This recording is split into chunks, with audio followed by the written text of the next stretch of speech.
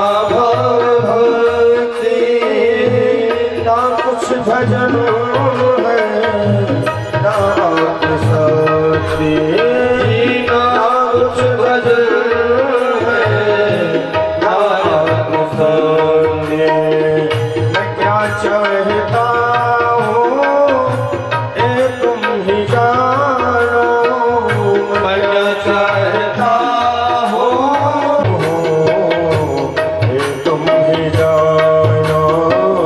मैं कितना अधम हूँ ये तुम ही जानो। दुनिया से मुझे को फुर्सत न मिलती। दुनिया से मुझे को फुर्सत न मिलती। तकदीर की भटकन न मिटती। तकदीर की मेरे भटकन न मिटती। मैं पागल बना हूँ ये तुम ही जानो। मैं पागल बना हूँ ये तुम ही जानो। मैं कितना अधम हूँ ये तुम ही जानो। मैं कितना अधम हूँ ये तुम ही जानो। मैं क्या चाहता हूँ ये तुम ही जानो। मैं क्या चाहता हूँ ये तुम ही जानो। मैं कितना अधम हूँ ये तुम ही जानो। मैं कितना अधम हूँ ये तुम ही जानो। मैं कितना अधम हूँ ये तुम ही जानो। मैं कितना अधम हूँ ये तुम ही जानो। ये तुम ही जानो। ये तुम ही जानो। श्री भागवत भगवान की है आरती। पापियों को पाप से है तारती। श्री भागवत भगवान की है आरती। पापियों को पाप से है तारती। ये अमर ग्रंथ मोती ग्रंथ कंचन वेद निराला। नव ज्योति जलाने वाला। ये अमर ग्रंथ यह मोक्ष पंथ यह पंचम वेद निराला। नव ज्योति जलाने वाला। हरि नाम यही हरि धाम यही। हरि नाम यही हरि धाम यही। जग मंगल की आरती। पापियों को पाप से है तारती। श्री भागवत भगवान की है आरती। पापियों को पाप से है तारती। ए शांति गीत पावन पुण्य पापों को मिटाने वाला। हरि दर्शन कराने वाला। यह शांति गीत पावन पुनीत पापों को मिटाने वाला। हरि दर्शन कराने वाला। ये सुख करनी ये दुख हरणी। यह दुख करनी यह दुख हरणी। हे मधुसूदन की आरती। पापियों को पाप से है तारती। श्री भागवत भगवान की है आरती। पापियों को पाप से है तारती। मधुर बोल जग पंथ खोल सन्मार्ग बताने वाला। मधुर बोल जग पंथ खोल सन्मार्ग बताने वाला। श्री राम यही घनश्याम यही। श्री राम यही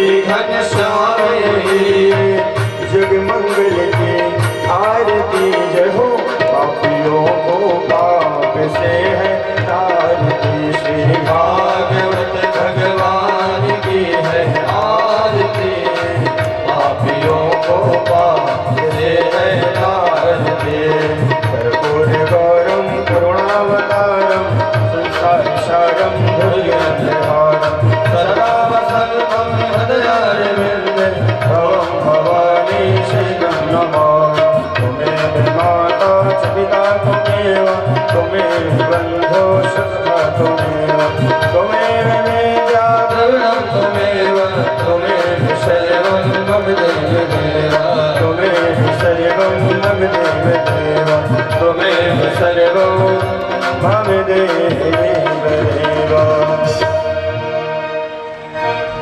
ओम कदले गर्भसंभूतं गर्भोरेण प्रदेविदं अर्हर्तिमहं कर्मे कस्य मे वरदो भव जलेन शीतलीकरणं पुष्पै देवाह्यन्दनं मन्त्रपुष्पाञ्जलिं नाना सुगन्धपुष्पाणि यथा कालोद्भवानि च पुष्पाञ्जलिर्मया दत्ता श्रीपरमेश्वर श्रीप्राणपुरुषोत्तमाय नमः मन्त्रपुष्पाञ्जलिं समर्पयामि। जयकारा जोर से लगाएं। बोले वृंदावन बिहारी लाल की जय हो।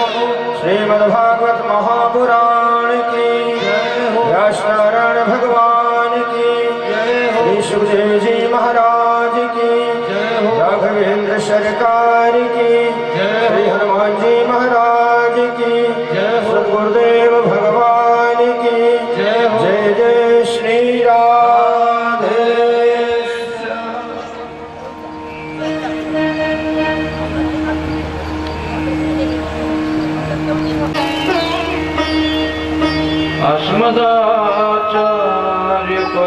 अस्मदाचार्यपर्यन्तं वन्दे गुरुपरम्पराम्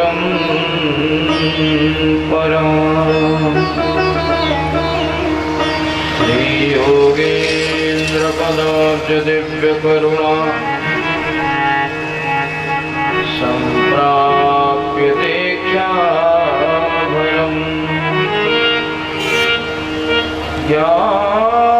ज्ञानाब्धेः पुरकालदेशिकमणि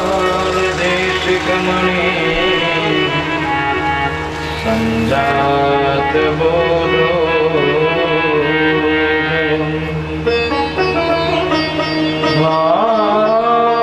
भारद्वाजकुले प्रसूतमनघम् सुग्रीवदुर्गाधिपम् आचार्यं पुरुषोत्तमं गुरुवरं भूयो नहं संश्रये।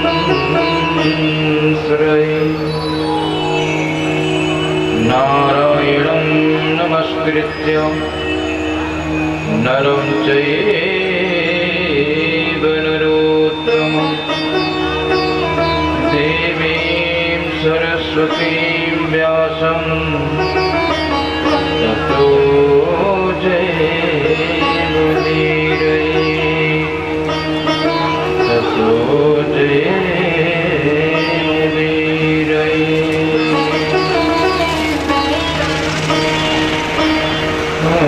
मधुरं मधुरं वदनं मधुरं नयनं मधुरं हसितं मधुरं मधुरं मधुरं वदनं मधुरं नयनं मधुरं हसितं हृदयं मधुरं गमनं मधुरं मधुराधिपतेरखिलं मधुरं हृदयं मधुरं गमनं मधुरं मधुराधिपतेरखिलं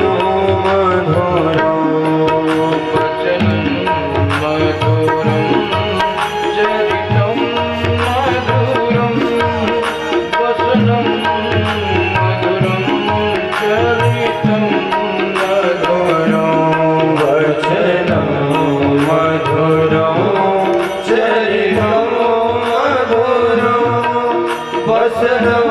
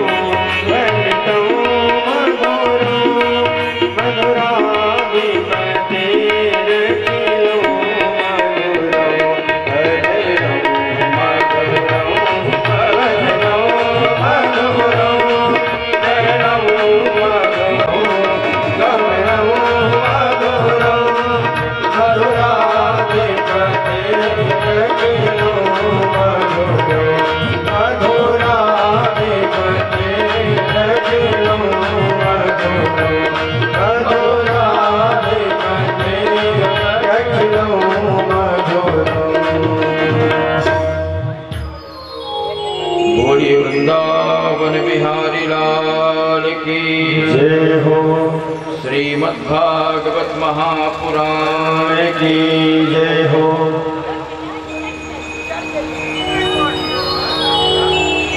भाषा में व्हेल मछली कहते हैं, संस्कृत में उसको तिमिंगल कहते हैं। एक बड़ी मछली ने उसको निगल लिया। संयोगवश जब मछुआरों ने उस मछली को पकड़ा और उसे काटा बेचने के लिए, तो उसके पेट के अंदर से एक बालक निकला जो अभी जीवित था।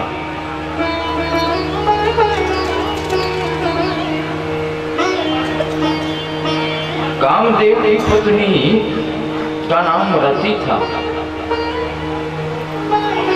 जो प्रतीक्षा अपने पति की कर रही थी। उसे पता था कि मेरे पति भगवान श्री कृष्ण के पुत्र रूप में होंगे और ये जो मछली के गर्भ से निकला बालक, ये वही भगवान श्री कृष्ण का, भगवान श्री कृष्ण के पुत्र प्रद्युम्न है। उसने पालन पोषण करना प्रारंभ कर दिया।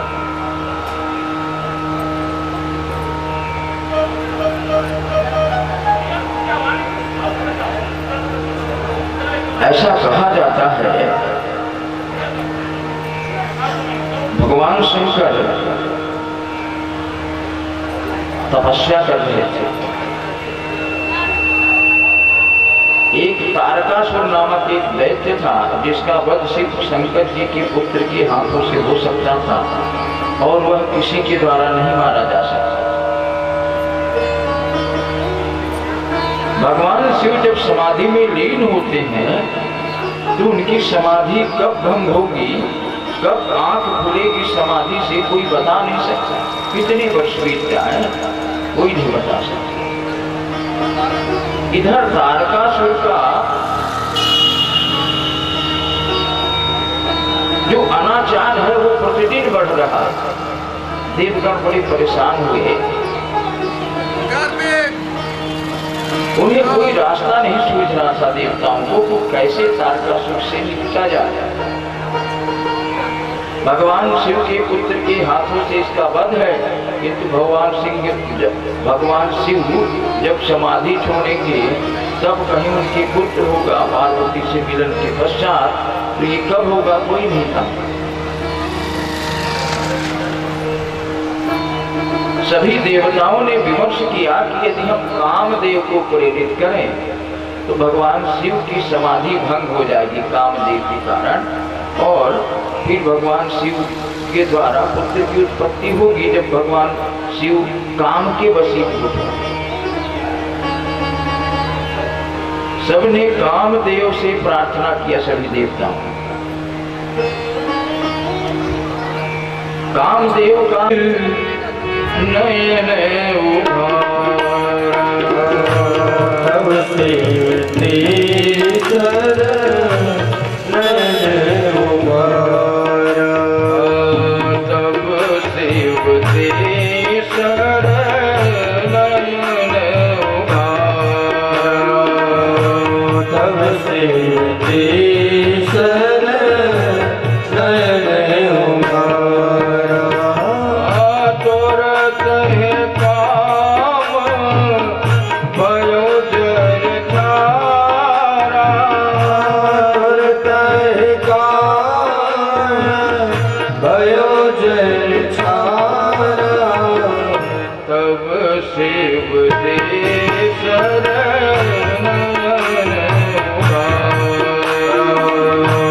तब सेवते शरण नयन उबारा, तब शिव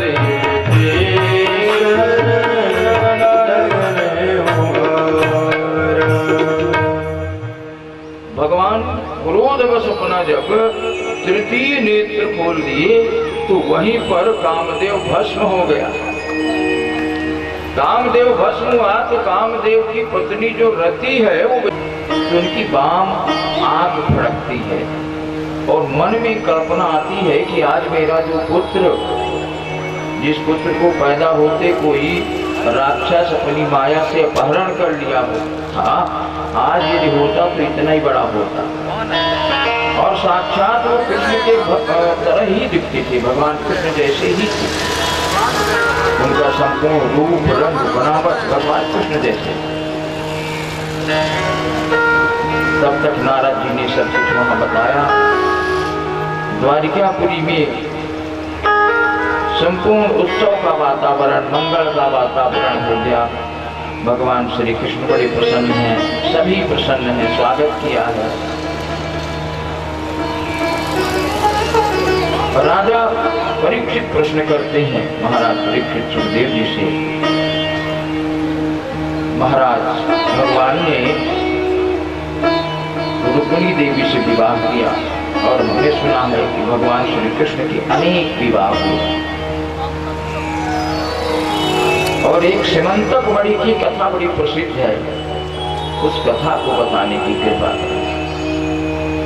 आसीत् सत्राजितः सूर्यो भक्तस्य परमः सखा, प्रेतस्तस्मै मणिं प्रादात्, सूर्यस्तुष्टः स्यमन्तकम्। महाराज परीक्षित, भगवान सूर्य के एक मित्र थे जिनका नाम सत्राजित था। भगवान सूर्य ने अपने मित्र को एक मणि दिया था, जिस मणि का नाम स्यमंतक था। भगवान स्यमंतक मणि दिए, सरल भाषा में सूर्य मणि भी बोल सकते हैं। स्यमंतक मणि का प्रमाण यह था, वो जिसके पास रहेगी मणि का जितना वजन है उसके 6 गुना स्वर्ण भार देती है। मान लीजिए 1 तोला का है तो प्रतिदिन 6 तोला। अब उसकी जो वजन, उसका जो वजन था वो ज्यादा था, तो अपने से 6 गुना ज्यादा भार का प्रतिदिन सोना उस मणि से निकलता।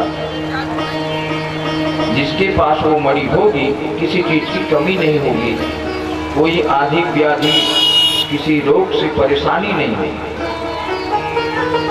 भगवान सूर्य ने अपने मित्र सत्राजित को दिया। नहीं, पुरुषों में भी कई पुरुषों में इस तरह के गुण हैं, उनको पेट में कोई बात पचती नहीं। कोई गोपनीय बात यदि बता दी जाए उसे जरूर फैला देंगे।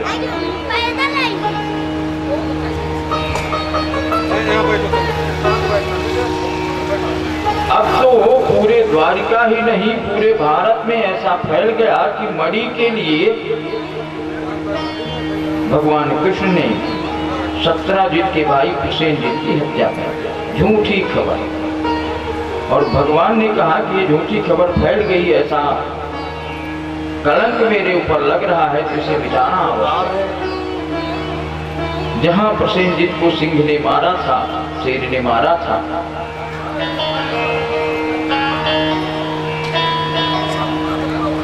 वहां जाकर के उन्होंने देखा कि शेर के निशान बने थे जाने के। पग चिन्हों का पीछा करते करते वो एक गुफा में पहुंच गए। उस गुफा में जब पहुंचे तो वो मणि किसी एक युवती के हाथों में थी। युवती ने जैसे ही भगवान कृष्ण को देखा चिल्लाई, तब तक युवती के पिता जो जामवंत थे,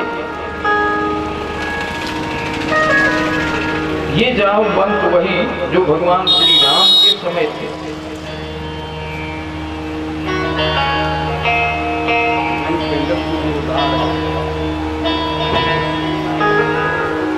वो अभी तक जीवित थे। ऐसा कहा जाता है भगवान श्री राम ने रावण से जब युद्ध किया, युद्ध समाप्त हुआ, तब भी जामवंत के मन में लड़ने की इच्छा थी। भगवान श्री राम से उन्होंने कहा, प्रभु इतना बड़ा युद्ध हो गया, किंतु मैं अभी भी मुझे लड़ने की इच्छा है। मेरे बाहु अभी भी युद्ध करने के लिए खुजला रही। कोई ऐसा महावीर मिला नहीं जिससे मैं लड़ सकता।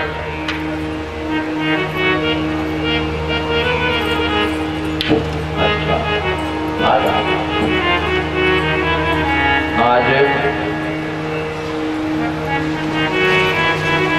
इस समापन सत्र में हमारे कोनी सरपंच श्रीमान केदार प्रसाद साहू जी पधारे हुए हैं। आपको इस व्यासपीठ से, व्यास मंच से बहुत बहुत शुभाशीर्वाद। आपका कार्यकाल उज्जवल हो, बेदाग हो, यशस्वी हो, यही भगवान से प्रार्थना है। तब तक भगवान का नाम स्मरण करते हैं कि आगे कथा यात्रा को बढ़ाते हैं। बोले वृंदावन बिहारी लाल की जय हो। श्याम धुन लागी गोपाल धुन लागी, श्याम धुन लागी गोपाल धुन लागी, श्याम धुन लागी गोपाल धुन लागी, श्याम धुन लागी गोपाल धुन लागी। सबकी नैया पार लगैया, सबकी नैया पार लगैया, सबकी नैया पार लगैया, सबकी नैया पार लगैया। कृष्ण कन्हैया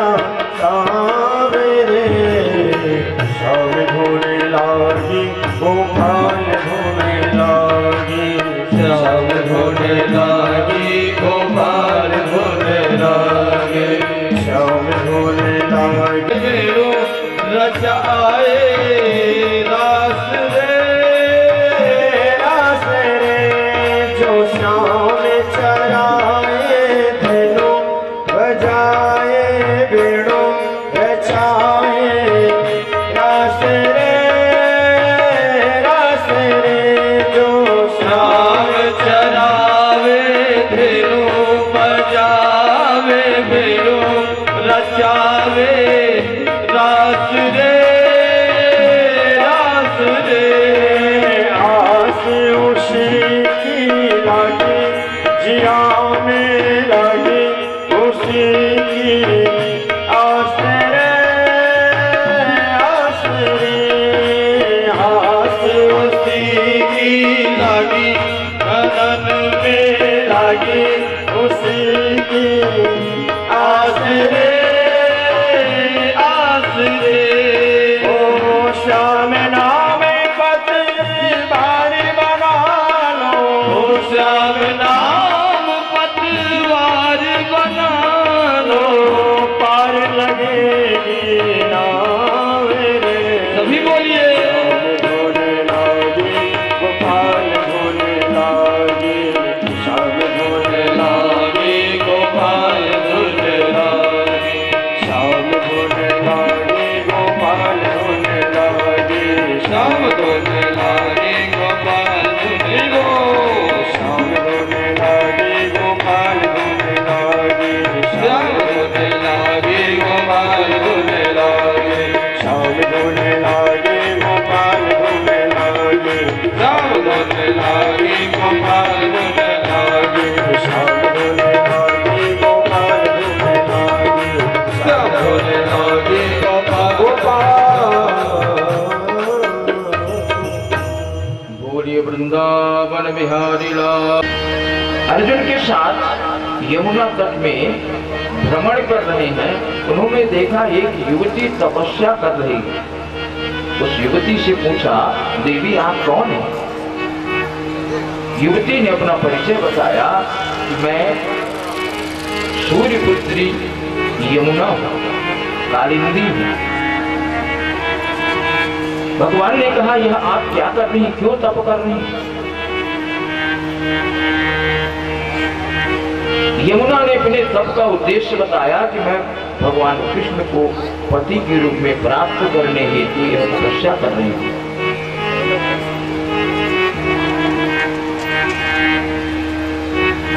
अर्जुन ने संपूर्ण परिचय दिया कि जिनके लिए तपस्या कर रहे हो वो यही सामने खड़े हैं। वहां भी यमुना तट में विवाह हुआ। इस तरह से भगवान का चौथा विवाह कालिंदी के साथ हुआ।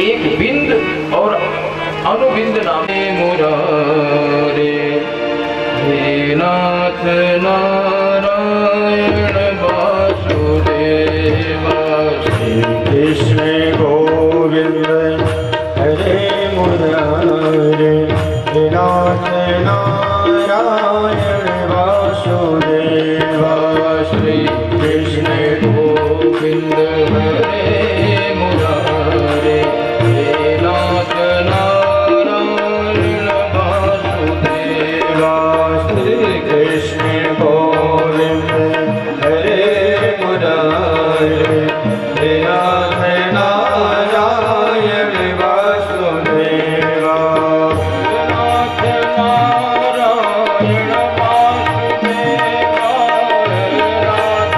नारायण वासुदेवा हे नाथ नारायण वासुदेवा हे नाथ नारायण वासुदेवा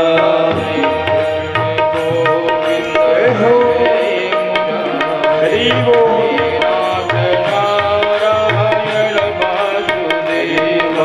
श्री कृष्ण गोविंद हरे मुरारे हे नाथ नारायण वासुदेवा वासुदेवा हे नाथ नारायण वासुदेवा बोलिए बांके बिहारी लाल की जय हो। भगवान श्री कृष्ण ने मूर का वध किया। मूर का वध करने के पश्चात भौमासुर का वध किया तो उसके राजभवन में 16,100 राजकुमारियां कैद थी।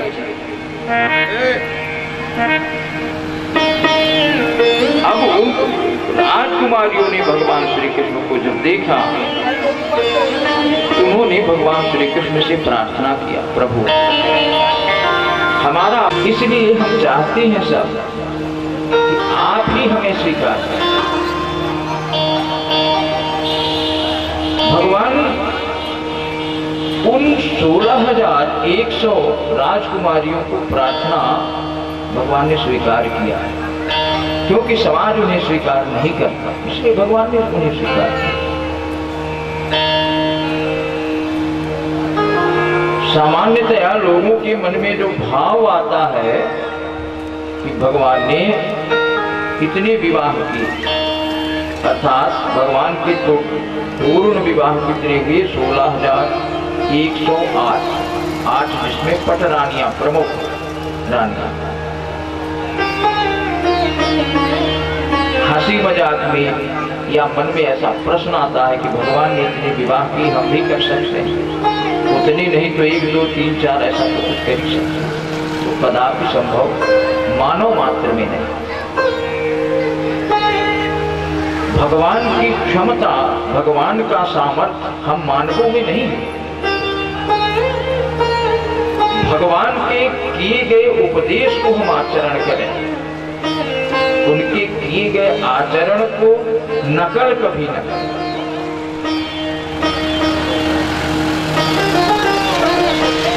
इस तरह से भगवान का विवाह हुआ और ऐसा भागवतकार लिखते हैं कि एक एक रानी के 10-10 पुत्र हुए, एक कन्या 10-10 पुत्र, तो 16,108 का 10 से आप वो करें, उतनी संख्या भगवान के पुत्रों को थी।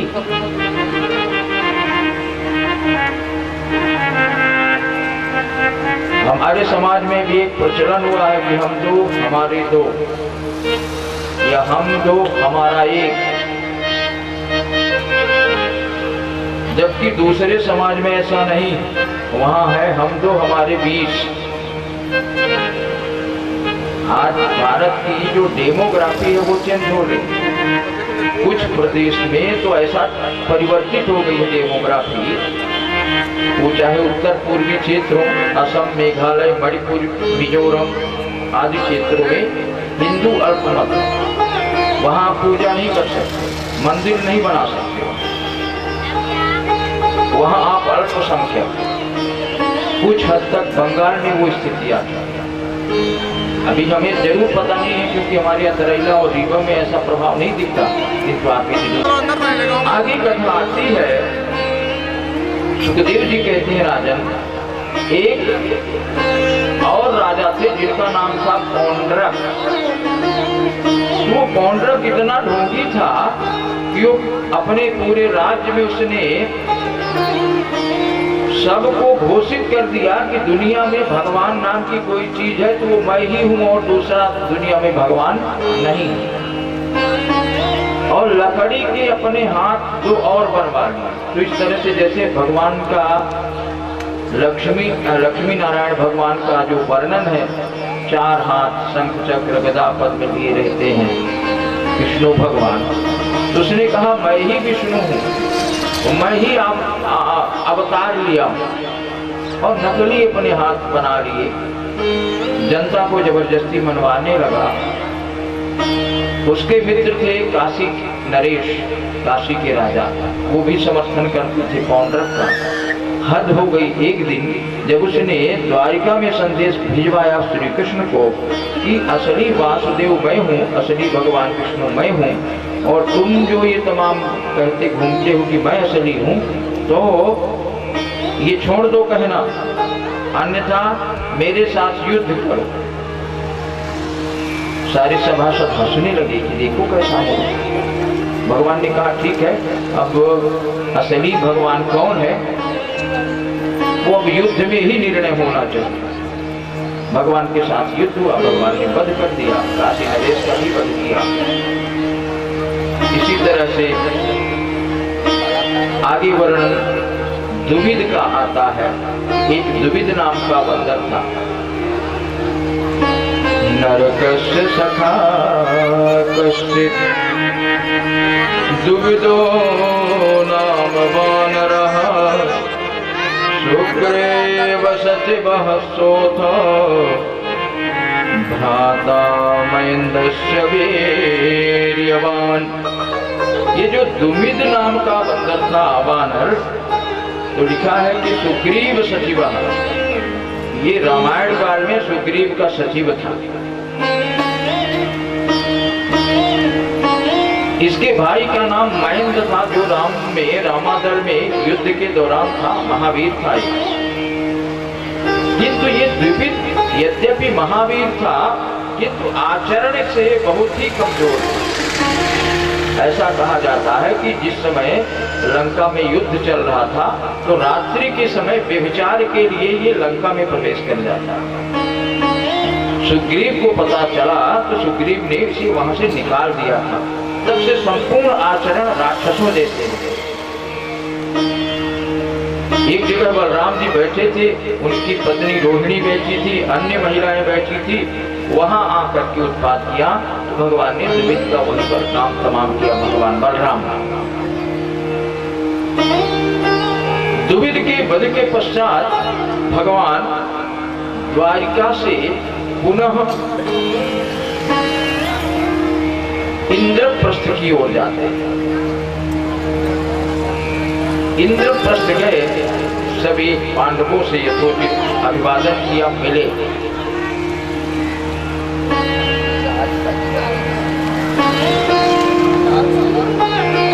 मिलने के पश्चात उस सभा में एक विषय आया, जिसमें निर्णय हुआ कि महाराज युधिष्ठिर राजसूय यज्ञ करेंगे। क्रतुराजेन गोविंद राजसूयेन पावनी यज्ञे विभूतिर्भवतः तत्संपादयनः प्रभो। भगवान के सामने जब यह विषय आया कि महाराज युधिष्ठिर राजसूय यज्ञ करें, भगवान ने सहर्ष अनुमोदन किया कि हाँ, युधिष्ठिर को राजसूय यज्ञ करना चाहिए। राजसूय यज्ञ का नियम है कि जो राजा राजसूय यज्ञ करेगा वह एक घोड़ा छोड़ेगा। वो घोड़ा जहां भी जाए, जहां इच्छा हो वहां जाएगा, उसके पीछे सैनिक होंगे। जो राजा रोक लेगा वो ऐसा माना जाएगा कि वो अभी विरोध कर रहा है। राजसूय यज्ञ का करने का मतलब वह होता है, राजसूय जो यज्ञ कर लेता है उसको चक्रवर्ती की उपाधि मिलती है। चक्रवर्ती की उपाधि से अभिप्राय यह है कि वह राजा चक्रवर्ती कहलाता जो संपूर्ण पृथ्वी का राजा, जिसके अंतर्गत अन्य सारे राजा महाराजा आते हैं, उसे चक्रवर्ती कहा जाता है। यदि किसी ने घोड़े को रोक दिया, इसका मतलब है कि वो अभी आपको चक्रवर्ती मानने के लिए तैयार नहीं है। विषय आया, सभा में चर्चा चल रही थी। लोगों ने कहा कि जब तक जरासंध जीवित है आप चक्रवर्ती नहीं बन सकते, क्योंकि जरासंध, सारे राजा भले घोड़े को न रोके आपके अश्व को, किंतु जरासंध जरूर रोकेगा। और जरासंध को मार पाना इतना सरल नहीं। ये वही जरासंध है जो भगवान के ऊपर 17 बार आक्रमण किया मथुरा में। 18वीं बार जब आक्रमण किया तब भगवान ने मथुरा छोड़ा और द्वारिका में वास किया। कर्ण को दान का विभाग दो, तो अर्जुन ने विरोध किया। कहा हमारे युधिष्ठिर से बढ़कर के अर्जुन दानी है, कर्ण दानी है क्या? भगवान कृष्ण ने कहा जरूर अर्जुन, कर्ण से बढ़कर के कोई दानी नहीं। तुम्हें भरोसा नहीं है तो मैं इसका परीक्षण करा सकता हूं।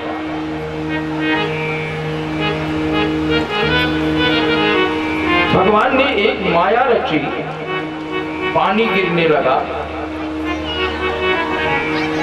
अर्जुन और कृष्ण ने ब्राह्मणों का वेश बनाया, पानी गिर रहा है, भीग गए हैं, हवा चल रही है, अत्यधिक ठंड से व्याकुल है। दौड़ते दौड़ते सबसे पहले युधिष्ठिर के पास गए दोनों। युधिष्ठिर से प्रार्थना किया कि हमें लकड़ी चाहिए, वो भी चंदन की।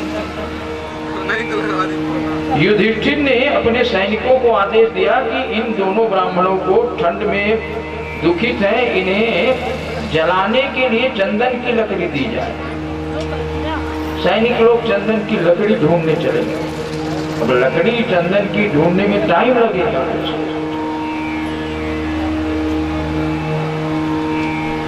इतना टाइम नहीं था। भगवान श्री कृष्ण ने अर्जुन का हाथ पकड़ा, कहा चलो कर्ण के घर में चल। कर्ण के घर पहुंचे।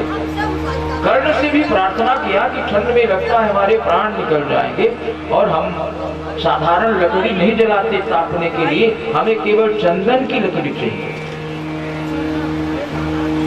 कर्ण ने देखा व्यवस्था करने में समय लगेगा, तो कर्ण ने अपने दोनों हाथों से, एक हाथ से अपने बच्चे को पकड़ा, एक हाथ से अपनी पत्नी को पकड़ा, घर के बाहर निकाल दिया। क्योंकि कर्ण का जो घर बना हुआ था उसमें कुछ चंदन की लकड़ी लगी हुई थी। कर्ण ने अपने घर में आग लगा दिया और कहा महाराज इसको तापिए, लकड़ी व्यवस्था करने में बहुत समय लग जाएगा, मैं कहाँ ढूंढवाऊंगा। भगवान श्री कृष्ण असली रूप में आए और अर्जुन को समझाया ये दानी, इसलिए मैं कहता था कि दान का विभाग करना चाहिए। दान का विभाग कर्ण को मिला, भंडार गृह का विभाग दुर्योधन को मिला, भोजन विभाग भीमसेन को मिला, क्योंकि भीम सबसे ज्यादा खाते हैं। और जो व्यक्ति ज्यादा खाएगा वो ज्यादा खिलाएगा, कम खाने वाला कम खिलाएगा। 2 रोटी खाता है तो दूसरे को भी तो ऐसी समझेंगे, ज्यादा खाने वाला ज्यादा खिलाएगा। भीमसेन को भोजन विभाग मिला। और भगवान श्री कृष्ण ने जो विभाग लिया वो है स्वागत का।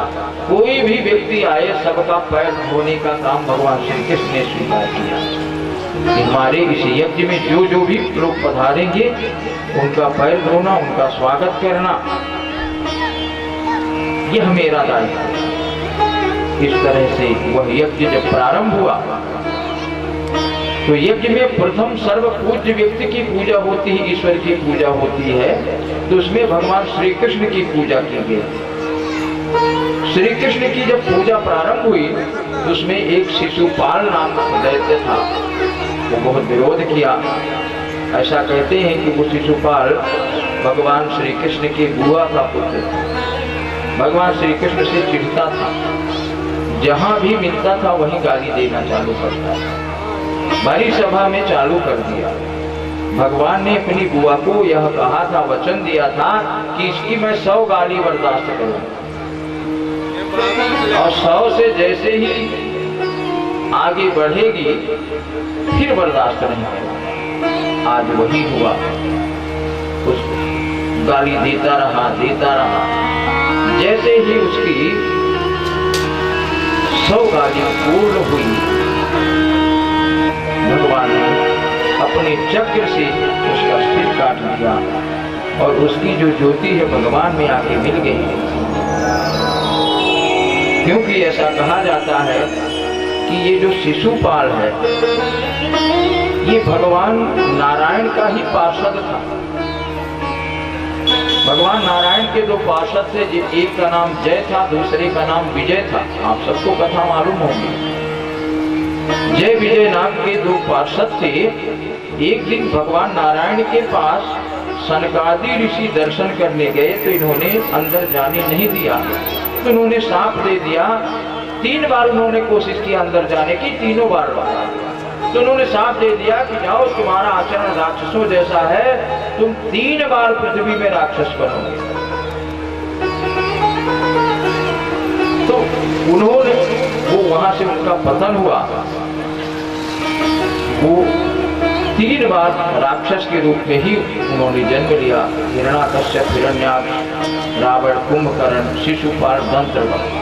तो ये दंतवक्र वही जय विजय है, इसलिए उसकी जो ज्योति है भगवान में आके मिली।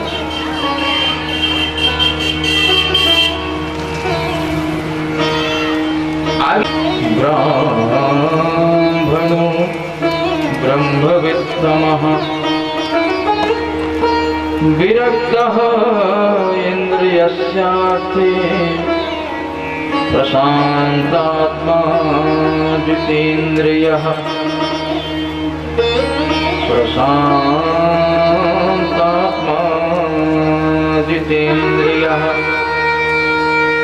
आगे वर्णन करते हुए परीक्षित से महाराज परीक्षित कहते हैं, राजन भगवान श्री कृष्ण के एक सखा थे जिनका नाम सुदामा था। वो ऐसा ब्राह्मण, ब्राह्मणो ब्रह्मवित्तमः, ऐसा ब्राह्मण जिसके अंदर ब्राह्मणत्व था, ब्राह्मणत्व ही जिनका धन था, ऐसे ब्राह्मण। विरक्तः इंद्रियार्थेषु, यद्यपि गृहस्थ है, गृहस्थ होते हुए भी दूसरे बहाने हो सकते हैं कि दर्शन करने के लिए यदि बोलूं कि आप द्वारकाधीश के दर्शन करने जाए तो हो सकता है चले जाए। कदाचित मैंने यह व्यक्त कर दिया कि आप द्वारकाधीश से मिलिए, कुछ न कुछ आपको मिल जाएगा, तो पता ही नहीं जाएगा। बड़ा संकोच हो रहा है सुशीला। किंतु सुशीला ने हिम्मत करके एक दिन पूछ ही लिया। शाम को उस दिन सुशीला ने पूछा, ननु ब्रह्मन् भगवतः सखा साक्षात् श्रेयः पतिः ब्रह्मण्यश्च शरण्यश्च भगवान् सात्वतर्षभः। ननु ब्रह्मन् दीनुका, ननु ब्रह्मन् भगवतः सखा साक्षात् श्रेयः पति। सुशीला ने सुदामा जी से प्रश्न किया, भगवान मैंने सुना है कि आप तो साक्षात लक्ष्मीपति द्वारिकाधीश श्री कृष्ण के मित्र हैं, क्या आप उनके मित्र हैं? ये बात सच है? आपने कभी जिक्र तक नहीं किया, कभी बताया नहीं। और सुदामा जी ने किसी को नहीं बताया था कि मेरे मित्र श्री कृष्ण है द्वारिकाधीश। पत्नी क्या, किसी को नहीं बताया। आज हमारा संबंध यदि विधायक से हो जाए, सांसद से हो जाए, संयोग से किसी कैबिनेट मंत्री से हो जाए, तो हम उसे 10 जगह वायरल करते हैं, फोटो डालते हैं, ये कोशिश करते हैं दिखाने की कि मेरे इतने ऊंचे संबंध है, इतने ऊंचे संपर्क।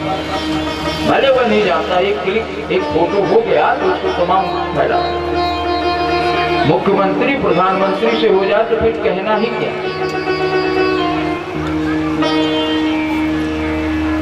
छोटे छोटे अधिकारियों से भी संबंध है तो उसको बड़ा बखान करते हैं कि मेरे बड़े गहरे ताल्लुका।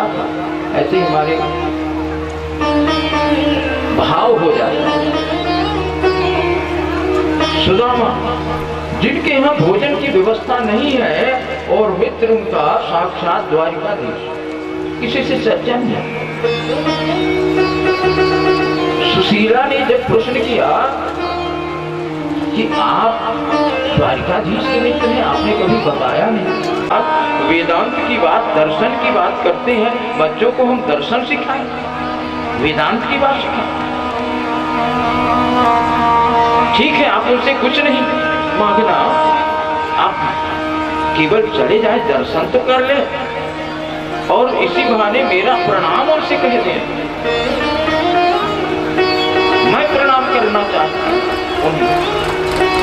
किंतु मेरा प्रणाम पहुंचाने वाले तो आप ही होंगे, मैं तो नहीं जा सकती।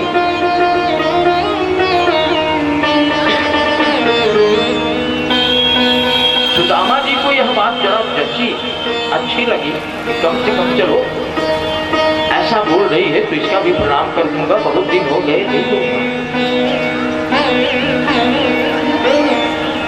किंतु सुदामा के मन में पुनः प्रश्न उठा, देवी कभी भी मित्र के घर, गुरु के घर कभी खाली हाथ नहीं जाना चाहिए। और मेरे पास तो कुछ नहीं, मैं खाली हाथ जाऊं? शास्त्र कहता है कि गुरु से मिलने जाएं आप तो कभी खाली हाथ मत जाए। किसी मित्र के यहाँ जाएं तो मित्र के यहाँ भी खाली हाथ न जाए। वो मेरा परम मित्र है और बड़ा शरारती है, मिलते ही पूछेगा कि मेरे लिए भाभी ने क्या दिया, तो मैं क्या जवाब दूंगा? और घर में तो कुछ है नहीं।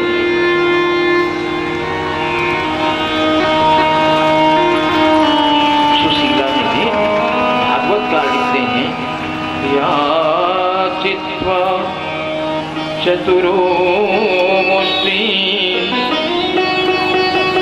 विप्रान् पृथक् कुंडला शैलखंडेन तान् बद्ध्वा भर्त्रे प्रादादुपायनम् याचित्वा चतुरो मुष्टीन् विप्रान् पृथक् कुंडलान् शैलखंडेन तान् बद्ध्वा भर्त्रे प्रादादुपायनम् भर्त्रे प्रादादुपायनम्। सुशीला ने इसमें भागवत काल लिखते हैं, याचित्वा चतुरो मुष्टि, चार घर में मांगने गई, एक एक मुट्ठी, एक घर से भी हो सकता है 4 मुट्ठी चावल मिल जाता है, किंतु 4 घर में वो चावल मांगने गई।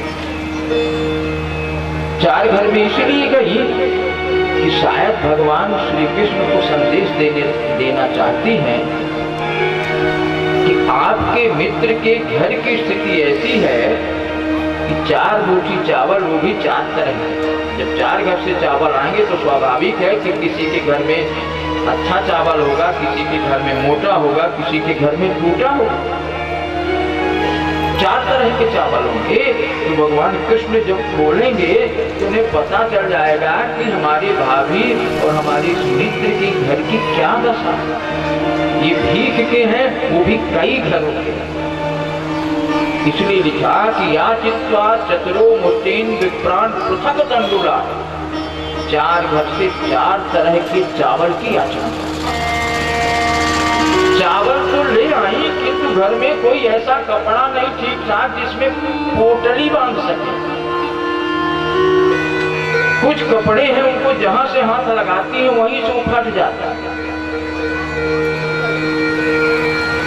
लिखा है चैल खंडेन तान बद्ध्वा, जिसे चैल खंड सामान्य भाषा में हम चीथड़ा कहते हैं, जो फटे पुराने कपड़े, चीथड़े में बात। चैल खंडेन तान बद्ध्वा भर्त्रे प्रादादुपायनम्, अपने पति सुदामा को दिया कि ले जाकर के अपने मित्र कन्हैया को दे गया, कृष्ण को दे गया।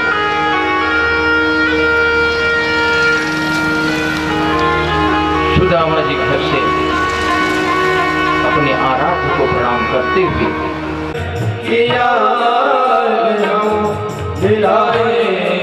कहाँ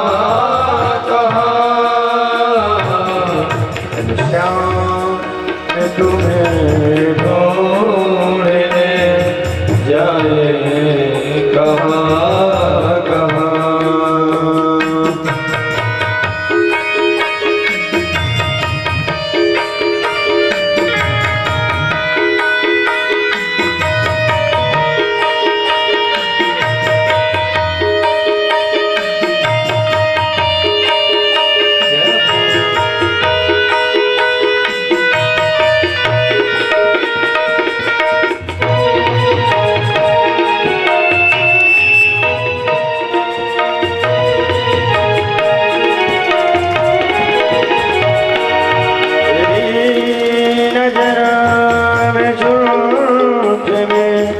मुस्कान मधुर में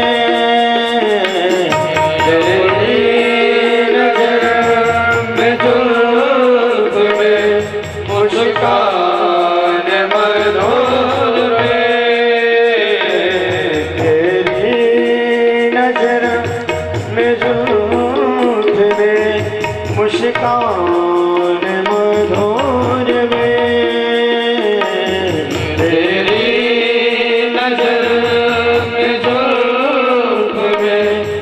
मुस्कान मधुर में उलझा हुआ ये दिल मेरा सुलझाए कहाँ कहाँ। उलझा हुआ है दिल मेरा सुलझाए कहाँ कहाँ। अपने भी रहे कि याद हो दिलाए कहाँ कहाँ। अपने विरह की याद हम दिलाए कहाँ कहाँ। कल शाम तुम्हें